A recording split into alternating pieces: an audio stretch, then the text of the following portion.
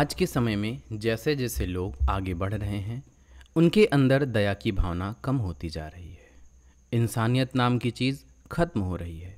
तो दोस्तों, आज मैं आपको एक ऐसी घटना बताने जा रहा हूं जिसे सॉल्व करने के लिए पुलिस 1 साल तक लगातार काम करती रही। इस केस में कुछ भी नहीं था, ना कोई लीड थी, ना कोई सुराग और ना ही कोई सबूत। पुलिस ने ऐसे ऐसे आइडियाज़ निकाले इन्वेस्टिगेशन में जो ये साबित कर देती है कि अगर पुलिस चाहे तो पाताल से भी अपराधी को ढूंढ निकाले। नमस्कार दोस्तों, तो क्या हालचाल है आपके। आज हम बात करने वाले हैं एकता देसवाल केस के बारे में। इस कहानी की शुरुआत होती है उत्तर प्रदेश के मेरठ डिस्ट्रिक्ट से। यहीं पर दौराला तहसील पड़ता है। इसी तहसील में गांव आता है लोहिया। बात 13 जून 2019 की है। दोपहर का टाइम रहा होगा। गांव के दो शख्स ईश्वर पंडित और सुरेश अपने गांव के खेतों से होते हुए कहीं जा रहे थे। तभी उनकी नज़र एक कुत्ते पर पड़ी। ये कुत्ता अपने मुंह में कुछ दबाए कहीं जा रहा था। सुरेश ने जब उसको देखा तो उन्हें कुछ अजीब सा लगता है। अब ये कुत्ते के करीब जाते हैं। उसने ली हुई चीज़ को देखते हैं। जैसे उनकी नज़र उस चीज़ पर पड़ी, उनकी हालत ख़राब हो जाती है, क्योंकि वह कोई इंसान का बाँह था। एक गली का कुत्ता खेत में इंसानी बाँह मुंह में दबाए इधर उधर घूम रहा था। फौरन सुरेश ने आसपास के खेतों में काम कर रहे लोगों को आवाज़ दिया, उनको बुलाया। पुलिस को भी कॉल किया जाता है। सूचना मिलते ही दौराला पुलिस मौके पर पहुंचती है। यहाँ लोगों की भीड़ भी जमा हो रही थी। उस बाँह को देखकर लगा कि कुत्ते ने कहीं से खोदकर इसे निकाला है। उस पर काफ़ी मिट्टी लगी हुई थी और काफ़ी हद तक डिकम्पोज्ड हो चुकी थी। अगर कुत्ते ने किसी का कब्र खोदकर 100 से बाँह काट कर लाया होगा तो ये बहुत भयानक चीज़ होगी। पुलिस ने कब्रिस्तान में चेक करने के लिए कुछ लोगों को भेजा। यहाँ खेतों में भी छानबीन शुरू की गई। अगर कुत्ते ने वहाँ खोदकर निकाला हो तो वहाँ पर बाकी अंग के टुकड़े भी होंगे। पुलिस ये ढूंढ रही थी। ढूंढते ढूंढते कुछ दूर पर एक गन्ने के खेत के किनारे उन्हें वो चीज़ मिल जाती है जिसकी तलाश वो कर रहे थे। वैसे कुत्तों के सूंघने की शक्ति बहुत अच्छी होती है। लगा कि किसी कुत्ते ने यहाँ पर कुछ स्मेल किया होगा तो खुदाई करने की कोशिश की होगी, पर लोगों को आसपास देखकर वो भाग गया होगा। मगर वो बाँह कौन सी जगह से मिला? दूसरी टीम उसको ढूंढ रही थी। पुलिस को यहाँ इस गड्ढे में कुछ भी नहीं मिला जिसे कुत्ते ने खोदा था। अभी तक पूरे गांव में शोर मच चुका था। लोगों की भीड़ भी बढ़ रही थी। पुलिस ने कुछ खुदाई कर्मचारियों को मौके पर बुलाया। इस गड्ढे की और खुदाई की गई। पुलिस ने जो सोचा था वही यहाँ पर होता है। इस गड्ढे के अंदर किसी का शव बाहर निकलता है। लोगों ने जब यह चीज़ देखी तो उन्हें अजीब सी बेचैनी होने लगी, क्योंकि यहाँ पर कोई नॉर्मल शव नहीं था। इसका सर गायब था, यानी कि सर कटा हुआ था, और दोनों बाँह भी नहीं थे और अर्धनग्न अवस्था में थी। आधे कपड़े पहने हुए थे और आधे कपड़े नहीं थे। बॉडी को देखकर लगा कि किसी महिला का शव होगा। पुलिस ने शव को पोस्टमार्टम के लिए भिजवा दिया। उस बाँह को भी पोस्टमार्टम के लिए भिजवा दिया जाता है, जो कुत्ते ने कहीं से खोदकर निकाला था। इधर पुलिस की तलाश जारी थी कि कहीं से दूसरा भी मिल जाए और सबसे अहम उसका सर मिल जाए, क्योंकि बिना चेहरे के उसकी पहचान कैसे होगी। इसके सर और बाहों को किसी तेजधार चीज़ से अलग किया गया था। अब चूंकि ये शव किसी गन्ने के खेत में मिला था तो पुलिस ने पता किया कि वो खेत किसका है। गांव के लोगों से जब पूछताछ हुआ तो नाम आया शमी अहमद। इनके पड़ोसी थे सुरेश, जिन्होंने उस बाँह को देखा था। मेरठ पुलिस की एक टीम शमी के घर चली गई। उनसे पूछताछ किया गया, मगर इन्हें कोई भी आइडिया नहीं था कि वो शव वहाँ पर किसने दफन किया। उनके परिवार के बाकी मेंबर को भी कुछ पता नहीं था। मेरठ पुलिस के लिए केस अब इतना भी आसान नहीं होने वाला था। ये लोग समझ चुके थे, क्योंकि इसमें मरने वाले की पहचान नहीं थी। गांव में उस वक्त जितने भी लोग मौजूद थे जो कि वहां के कर्ता धर्ता थे, यानी कि सरपंच वगैरह, पुलिस ने बारी बारी करके सबसे बातचीत की। पूछताछ हुआ। ये बात जानने की कोशिश होती है कि क्या गांव में कोई लड़की गायब है या लापता है, या फिर किसी की मृत्यु हुई हो। पुलिस ने न केवल यहीं लोहिया गांव बल्कि आसपास के सटे हुए 7 से 8 किलोमीटर के दायरे में जितने भी गांव थे सभी जगह जाकर पूछताछ हुआ, बातचीत की गई। ये काफ़ी लंबा प्रोसेस था। पुलिस को एक और चीज़ पोस्टमार्टम के दौरान पता चली। जो कटी हुई बांह मिली थी उस पर एक टैटू गुदा हुआ था। उस टैटू पर किसी का नाम था अमन। अब आखिर अमन कौन है? इधर डॉक्टर कन्फर्म थे कि ये शव किसी महिला का है, मगर अमन नाम तो लड़के का होता है। फिर एक लड़की ने अमन नाम का टैटू क्यों गुदवाया? अमन कौन है और इस लड़की का क्या लगता है? पुलिस अपनी बातचीत में गांव के लोगों से अमन नाम के लड़के के बारे में पूछ रही थी। कहीं गांव में अमन नाम का कोई रहता हो, मगर अमन नाम का इस गांव में कोई भी नहीं था। मगर ऐसा भी कुछ पता नहीं चल रहा था। पुलिस ने अपनी पूरी कोशिश की, मगर यहाँ किसी भी गांव से कोई नौजवान लड़की के गायब होने की सूचना नहीं मिली। मामला तो ये साफ था कि ये एक कत्ल का केस है, उस लड़की का किसी ने कत्ल किया है। इलाके के एसएसपी इस केस को काफ़ी गंभीरता से ले रहे थे। District crime record bureau, state crime record bureau यहाँ भी कि हाल के दिनों में किसी लड़की की मिसिंग रिपोर्ट यहाँ पर अपडेट हुई है या नहीं, पर यहाँ से कुछ भी खास नहीं मिलता है। अब एसएसपी और उनकी पूरी टीम को हर एक एंगल से केस की जांच करनी थी। आखिर लड़की का कत्ल किसने किया और क्यों किया होगा, उसका मोटिव क्या रहा होगा। पुलिस ने गांव में ये पता किया कि किन किन घरों में ज़मीनी विवाद को लेकर झगड़े चल रहे हैं, क्योंकि बहुत सारे केस ऐसे भी आते हैं जिसमें ज़मीनी विवाद को लेकर कत्ल होते हैं। यहाँ ज़मीन को लेकर कुछ केस तो थे, मगर उनके घरों में कोई भी नौजवान लड़की गायब नहीं थी और ना ही उनके घरों से अमन नाम का कोई लड़का मिला। प्रॉपर्टी के लिए कत्ल नहीं हुआ था। वहीं शव की उम्र को देखते हुए लगा कि कोई प्यार मोहब्बत का चक्कर होगा, शादी की बात होगी या फिर ब्रेकअप हुआ होगा। अमन नाम के लड़के से लड़की प्यार करती हो, गांव में ऐसा भी कुछ नहीं मिलता है। पुलिस पूरी तरह से अंधेरे में थी। लूटपाट का एंगल भी साबित नहीं हुआ। अगर लूटपाट हुई होती तो लड़की का सामान लेकर लुटेरे भाग जाते, लड़की विरोध करती तो उसको मारकर चले जाते, मगर यहाँ तो लड़की का शव जमीन के अंदर दफन मिला था। इसका सर कटा हुआ था ताकि जिसको भी ये शव मिले वो इसकी पहचान ना कर पाए। वहीं बाहें भी कटी हुई थी और एक बाह पर टैटू भी मिला अमन नाम का। लगा इस टैटू से कोई पता ना कर ले, इसीलिए बाह को भी कहीं और किया जाता है, दफना दिया गया था। पुलिस अपनी यही सारी चीज़ें देख रही थी, सोच रही थी। वो उन्हें प्यार मोहब्बत वाली बात थोड़ी कारगर लगी। पुलिस ने हर तरीके से छानबीन कर लिया, कुछ खास पता नहीं चला, कुछ नहीं मिला। दिन बीत रहे थे। वो लावारिस शव हॉस्पिटल में रखा हुआ था, कोई क्लेम करने वाला नहीं आया। पुलिस अपनी इंसानियत दिखाते हुए उस शव का खुद ही अंतिम संस्कार कर देती है, लेकिन पहले डॉक्टर और पुलिस ने शव से जुड़े कुछ सैंपल प्रिजर्व कर लिए थे, शायद बाद में ज़रूरत पड़े। अभी तक महीनों गुजर चुके थे, लेकिन शव की पहचान नहीं हो पाई। अब इन्वेस्टिगेशन कर रही पुलिस की टीम कुछ नए तरीके से छानबीन करने का फैसला करती है। न जाने एसएसपी के दिमाग में ऐसा क्या आया कि उन्होंने आदेश दिया लोहिया गांव और आसपास के गांव में जितने भी लड़के इलाके से बाहर कहीं काम कर रहे हैं उनका पता किया जाए। अभी फ़िलहाल कौन सा परिवार का लड़का कहाँ रह रहा है, कौन क्या काम करता है, उसकी कॉन्टैक्ट डिटेल क्या है, सबकी लिस्ट तैयार की जाए। ये काफ़ी थकाने वाला प्रोसेस था। बहुत मेहनत करने के बाद पुलिस के सामने एक लंबी लिस्ट आती है। इसमें से कोई हरियाणा में था तो कोई पंजाब में, कोई हिमाचल प्रदेश तो कोई दिल्ली में। ये भी पता किया गया कि लड़के जहाँ जहाँ पर रह रहे थे वहाँ पुलिस थाने में कितनी मिसिंग कंप्लेंट दर्ज है, ख़ास तौर से 20 से 25 साल की उम्र के आसपास की लड़कियों की।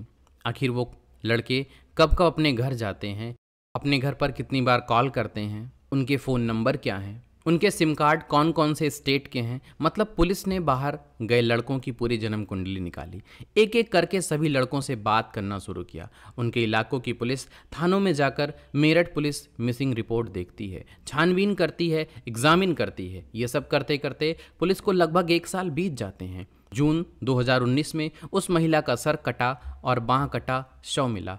इन्वेस्टिगेशन भी तभी से शुरू हुई, लेकिन अब 2 मई 2020 का टाइम आ गया। पंजाब के लुधियाना में भी कुछ लड़के रहते थे। मेरठ पुलिस की टीम यहाँ के थानों में छानबीन करती है। यहाँ पर टोटल 20 मिसिंग के केस सामने आए। इनमें से कुछ लड़कियों के थे तो कुछ लड़कों के। 20 से 25 साल की उम्र के आसपास के केसेस फिल्टर किए जाते हैं तो 2 लड़कियां मिलती हैं, दोनों एक ही नाम मिला। मगर दोनों अलग अलग जगह से रिपोर्ट हुई थी। ये लुधियाना के मोती नगर थाने में मिसिंग केस मिले। दोनों एकता नाम की लड़कियों के घर वालों से बातचीत हुई। इनमें से एक लड़की थी एकता देसवाल। इनके माता पिता ने मई 2019 में यानी 1 साल पहले केस दर्ज करवाया था। इनकी लड़की एक लड़के के साथ भाग गई थी, घर छोड़कर। साथ में घर से 15 तोले सोने और गहने, 14-15 लाख रुपए कैश यानी टोटल 25 लाख का सामान लेकर भागी थी। पुलिस ने जब एकता देसवाल के माता पिता से आगे बातचीत की तो उस लड़के का नाम मिला अमन। माता पिता का कहना था कि उस लड़के ने उसकी बेटी के ऊपर कुछ जादू कर दिया था।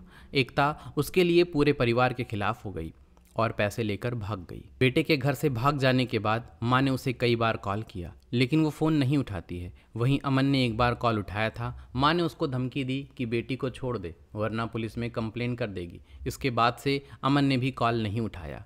अमन नाम मिलते ही पुलिस को याद आया कि उस कटे हुए बांह पर भी अमन नाम का टैटू गुदा हुआ था। आगे पुलिस एकता देसवाल की माँ का डीएनए सैंपल लेती है। उधर खेत से मिले 100 के सैंपल भी रिजर्व थे, उनके साथ डीएनए मैच किया जाता है। यहाँ पर डीएनए 100% मैच हो गया, यानी वो शव एकता देसवाल का ही था। पुलिस माता पिता को सारी घटना बताती कि मेरठ के लोहिया गांव में आपकी बेटी का शव मिला, डीएनए मैच हो गया है। माता पिता शुरुआत में मानने को तैयार नहीं थे कि वो उनकी बेटी है, क्योंकि उनके अनुसार एकता अपने फेसबुक पर लगातार एक्टिव रहती थी। अपनी व्हाट्सएप प्रोफाइल भी 2 से 3 दिनों में चेंज करती थी। उससे उन्हें तसल्ली भी होती है कि उनकी बेटी जहाँ कहीं है वो ठीक ठाक है। आगे पुलिस एकता की मां से अमन का फ़ोन नंबर लेती है, उसको खंगालती है। पता चला कि ये नंबर मेरठ का है मगर लुधियाना में एक्टिव है। पुलिस मोबाइल टावर लोकेशन के जरिए उस नंबर की लोकेशन निकलवाती है। पता करते करते पुलिस को वो अमन मिल जाता है, जिसे उठाकर दौराला थाने लाया गया और पूछताछ शुरू की गई। पहले तो ये इधर उधर की कहानी सुनाता है, मगर जब पुलिस ने थोड़ी सख्ती दिखाई तो ये टूट गया। एकता देसवाल के कत्ल में इसका ही हाथ था, और ये अकेले नहीं था बल्कि इसका पूरा परिवार, इसके पिता, भाई, भाभी, इसके दोस्त, टोटल 6 लोगों ने मिलकर 19 साल की लड़की का कत्ल किया था। पुलिस ने इसके पूरे परिवार और दोस्त को भी उठा लिया। अब सभी लोगों ने मिलकर एक कहानी सुनाई। शुरुआत कुछ ऐसी थी कि अमन मेरठ के लोहिया गांव का निवासी था। ये केवल 10वीं तक ही पढ़ा हुआ था। इसके बाद इसने पढ़ाई छोड़ दी थी। आगे कोई काम धंधा करने के लिए लुधियाना चला गया। वहाँ पर सेल्समैन की दुकान पर हेल्पर के तौर पर काम करने लगा, यानी जैसे कोई ताबीज़ हुआ, कोई पत्थर हुआ, अंगूठी या कोई ऐसी चीज़ जिसको मानते हैं इसे पहनने से या साथ रहने से कोई चमत्कार करेगा। जैसे मान लीजिए कोई लॉकेट हो जिसे पहनो तो नज़र ना लगे, किस्मत पलट जाए, सब कुछ अच्छा होने लगे। तो ऐसे ही दुकान पर अमन काम करता था। साथ में जादू और तंत्र मंत्र की चीज़ें भी करता था।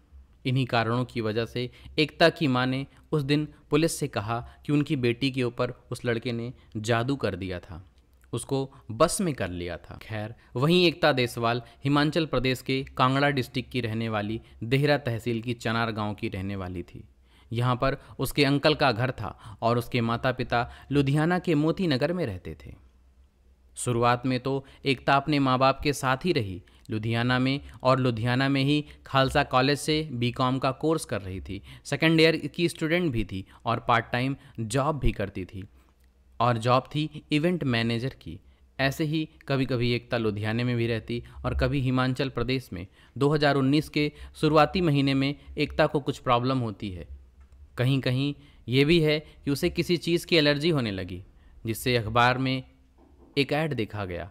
ये ऐड उसका था जहां अमन नाम का लड़का उस दुकान पर काम करता था।